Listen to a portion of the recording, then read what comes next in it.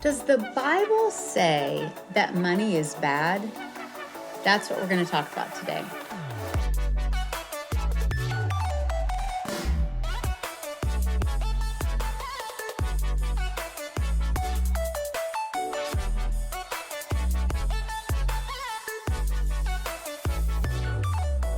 So Jesus traveled around a lot, and he would talk in storytelling. He would teach people with stories.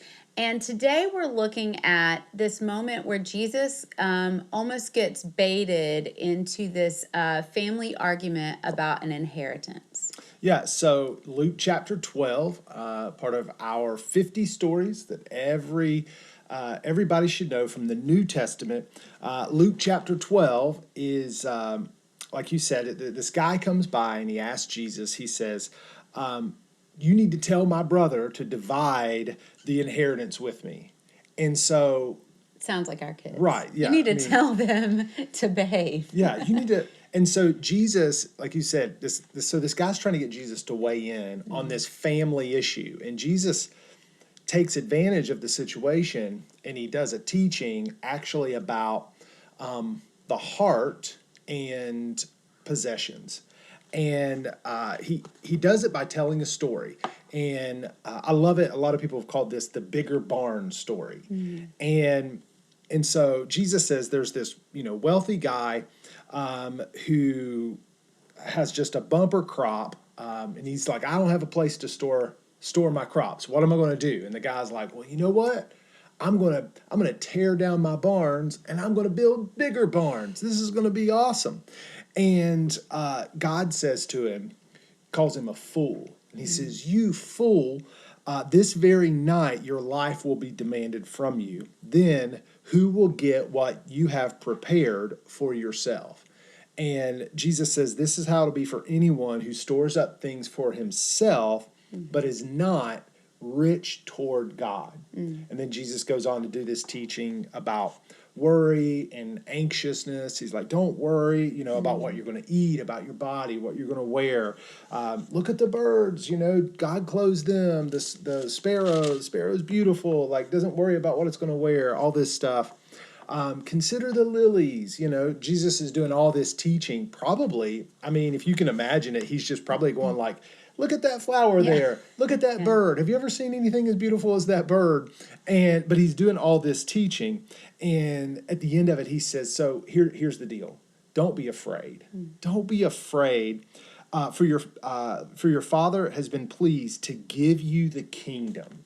So this is a teaching about the kingdom of God. He says, sell your possessions and give to the poor. Provide purses for yourselves that will not wear out, a treasure in heaven that will not be exhausted, where no thief comes near and no moth destroys. Then this is the verse that everybody probably remembers. For where your treasure is, there your heart will be also. And so just this interesting story that Jesus teaches, this opportunity really, that he takes advantage of to do this teaching about our heart, possessions, where it fits in the mix of our life. And so just thinking about that story, where do your thoughts go? I think it is, we don't see Jesus ever set himself up against, wealth and possessions as being this, he's not against it. He had followers of all different kinds of economic backgrounds.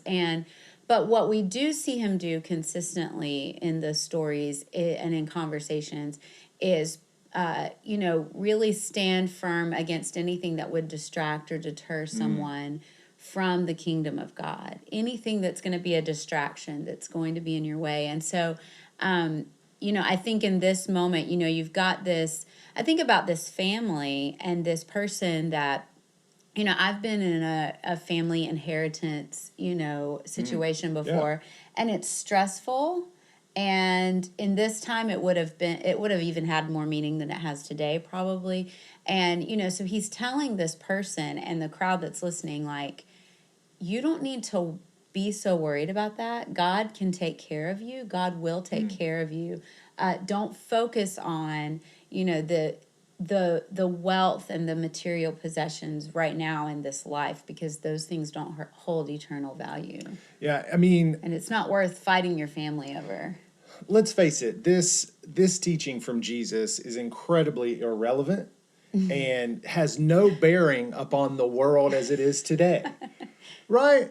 Like we pretend and we act like the Bible is just that's just some outdated, Yeah. it doesn't have anything to do with life today. And it's like, hey, 2,000 years ago, people were worried about, like, same are we thing. going to have enough food to eat? What are we going to wear? Where are we going to live? Yeah. 2,000 years later, people are worried about, am I going to have enough food to eat? What am I going to wear? Where am I going to live? Are my kids going to have, and Jesus just speaks straight to the heart of it. Yeah. Because the world system is really like, hey, the one with the most toys wins. The one who can acquire the most, that's the successful one. That's the one that everybody emulates or looks up to, or that's the picture of where people are trying to get to. Yeah. And Jesus says, no, that's not the case. Like, sell all of that stuff, give it to the poor, dedicate your heart to the kingdom of God. And he says, right, for where your treasure is, that's where you're going to find your heart. And while Jesus doesn't say we can't have treasure, he's just saying, hey, make sure it's in the right spot, because your heart's going to follow. Your heart is going to follow where your treasure is stored. Yeah. If you put your treasure in your house, that's where your heart's going to be. Yeah. If your treasure is in your car or your wardrobe, well, your heart's going to follow it. If it's in your possessions, your heart's going to follow it. And so Jesus is saying, put your treasure in the kingdom, and your heart will follow behind it. And so just a powerful teaching. So to answer your question from the beginning, no, Jesus isn't. The Bible doesn't teach. Jesus doesn't teach that, like, money is bad. Right. What he teaches is money's an indicator of the nature and the direction of our heart. Yeah. Right. Yeah. And so, like, do you have any other? Well, just like the thoughts on word that? treasure, we don't use that a lot in our, like, everyday talk. I mean, we think pirates if we talk about treasure. But treasure, it's a saving place. It's a holding place for the things of value so that nobody else comes in and gets it, right? That's why pirates come and get your treasure. It's your most meaningful thing. And so he's even talking about not just like cash that goes from hand to hand during the day, but like, what have you placed in a safe place that you don't want anybody to have and don't want anybody to touch? Like, what is that? Is it your soul that you're protecting and you're guarding against harmful things? Is it material possessions that you're really that stressed about? Is it, is it your future? Is it your retirement? This guy's wanting an inheritance. That would have been the same thing as, like, that's my future, like, where are you focused and stressed about to where you're guarding it, against anybody else being able to share in it or. Yeah, and if you're wondering, like, how do you figure that out? Like, I was just thinking, let it get broken, and then you'll see how much you treasure it. Because I just let think someone about, else need it. I just thinking about how a lot of us have things that if our kids break them, how we respond in that moment is an indicator of the nature of our heart. Are we valuing the relationship with our kid more or less than this possession that just got broken?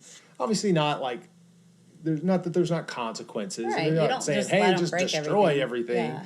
But if we break the relationship over a broken vase, then we should probably check in with where our heart is turned, And so that's just, as you were talking, that's kind of what stood out to me.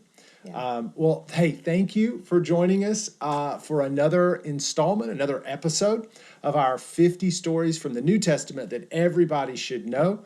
So continue to track along with us on our YouTube channel, and make sure you click like, subscribe, share, all those things. And we're just enjoying taking this journey with you through the New Testament. Hope you're enjoying it. We hope you have a great day and that you are blessed wherever you're at. Have a great one.